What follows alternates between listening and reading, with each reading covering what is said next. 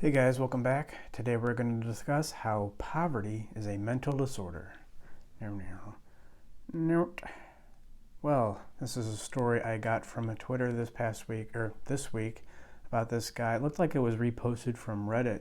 This guy who has a PhD in philosophy, 450K in debt, college debt, but he wrote this 1,500-page biography of Edmund Husserl, which is this philosopher from the 20th century, 19th century, maybe late 19th, early 20th. I don't know too much about Edmund Husserl.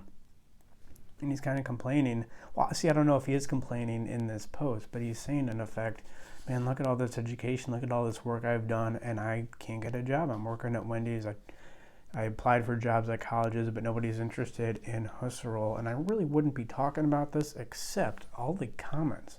Now, I'm sure a lot of you listeners, you viewers out there, you don't believe this, but a lot of the comments to this post on Twitter were of the effect of,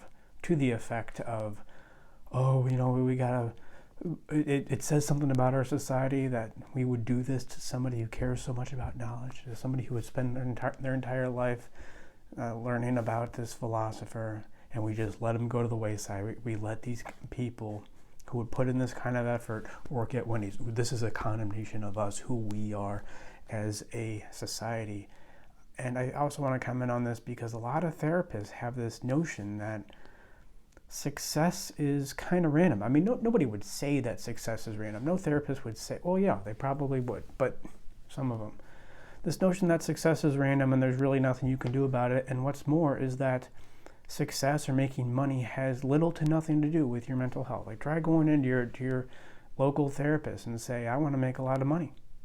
They'll probably think something's wrong with you, when most likely something's not wrong with you. It's good to make a lot of money. So I just want to break this down to relate making money and what this guy may be going through to mental health.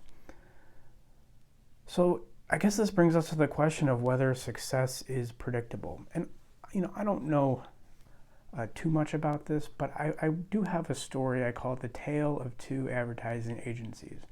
Back in my early to mid-20s, before I got into psychology, before I went to grad school, I worked in advertising. I was a copywriter. And I had some odd jobs here and there. Not much of a career. It was more odd jobs. A lot of contract jobs, and they didn't hire me back, which maybe says something about me working in any kind of office or being efficient anyway. But I worked for two advertising agencies long term. And one of them, I remember, we had clients, but I don't remember seeing any clients. I don't remember talking to any clients. I do remember writing a lot of marketing packets for clients, but I don't know who these clients are. I don't know what they really wanted. I just did what my boss told, or I wrote what my boss told me to write. I got some key points to put in these advertising packets, and I just wrote them in, and that was it. Now, the other advertising agency that I work for, a little bit different. There were always clients coming in the door, and I was in some of these client meetings, and the thrust of these meetings was, what do you want? What can we do for you? What are your numbers? Where can we get your numbers? What are your clients like? What do they want? Let us know. How did you get into this business? Just asking the client about themselves. What can we do? How can we help? That was the second agency. The first agency, there was essentially none of that. And now I look back at these two agencies, they both had websites. The first one is out of business. They have been for a while. The second one seems to be doing quite well. And I think this speaks to what a lot of people get wrong about mental health. We think that we can develop mental health, on a mountaintop, meditating, removed from society. That's the only place that mental health can exist, where you can have peace of mind. But I think the truth of emotions and how they work specifically with our decisions, which I explicate on this channel in my book, Man's Guide to Psychology, it's completely the opposite. We only have mental health. We only have confidence and compassion. We can only develop these things by relating with others, by working with others. What is this guy who wrote this biography on Husserl? What is he doing?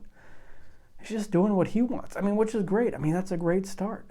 But is he trying to sell this biography in any way? Is he trying to relate this, what he talks about in this biography, with what maybe colleges want to hire in philosophy professors? No, there's none of that. It's just, I wrote this and nobody gets it, and that's it. And as a side note, there's a little bit of an Oedipal complex in here, in the sense wanting society, wanting these colleges, wanting the clients to go to my first advertising agency that I work for, wanting them to like us, wanting them to accept us as we are without reaching out to them. This is what mommy did, and it was good when we were 2, but it's not so good when we're 32 or 36, like this guy, 450K in debt, and you wrote this. I'm sure he's really smart, but it doesn't matter. Nobody cares about how smart you are, what knowledge you have. It's all in how, that's a good start. Knowledge is of course important, that's a great start, but it's all in how you relate with other people. So much of getting our needs met isn't so much looking at our needs and what we want, it's connecting with other people. It's asking them what they want and coming up with some sort of negotiation. And this is this is foundational to mental health. And it's also foundational, I think, to making money. The big picture here is we do not exist in a vacuum. Our mental health doesn't exist in a vacuum. Whether we make money does not exist in a vacuum. It all comes down to how we relate with other people. And ultimately, it does matter how smart you are, but ultimately, it doesn't. If you can't connect that with what people want by communicating with other people, then it's not going to matter. And I'll leave it there, guys. Thank you for watching. Like and subscribe. Tell a friend about what we discuss here. And remember, you may not have 100% control over your success and how much money you make, but also I would say you probably do have more control than you think.